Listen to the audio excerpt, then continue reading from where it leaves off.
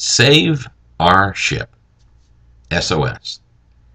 Once upon a time, friends and I built a pontoon raft out of old 55-gallon drums and plywood.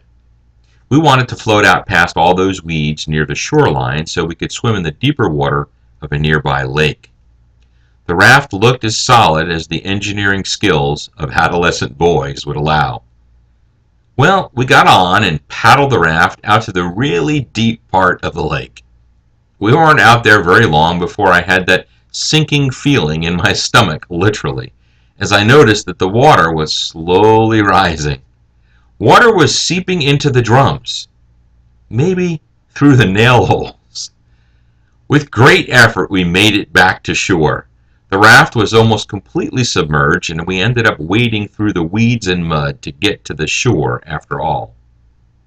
Sometimes I feel like I'm on that raft again when I look at American society today.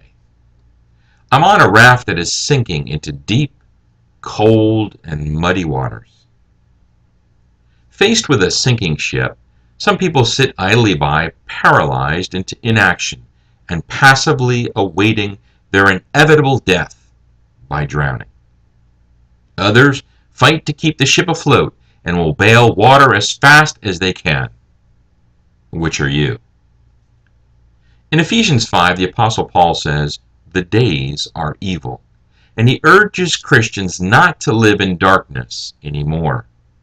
In verse 11, however, he asks us to go one step further, to actually expose or reprove the deeds of darkness. This means that it's not enough for us to just live out our quiet Christian lives. Sometimes we must also take a stand against the evil and the injustice that's around us. Sometimes we have to say, enough is enough. We have to get involved and change things for the better, where we live and where we work. Maybe the ship will still sink, despite our efforts to plug the leaks and bail the water, but it definitely will sink if people do nothing to stop the process. SOS.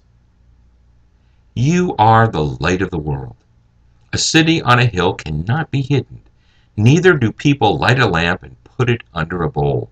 Instead, they put it on its stand, and it gives light to everyone in the house. In the same way, let your light shine before men, that they may see your good deeds and praise your Father in heaven. Matthew 5:14 through 16. Save our ship from the heart.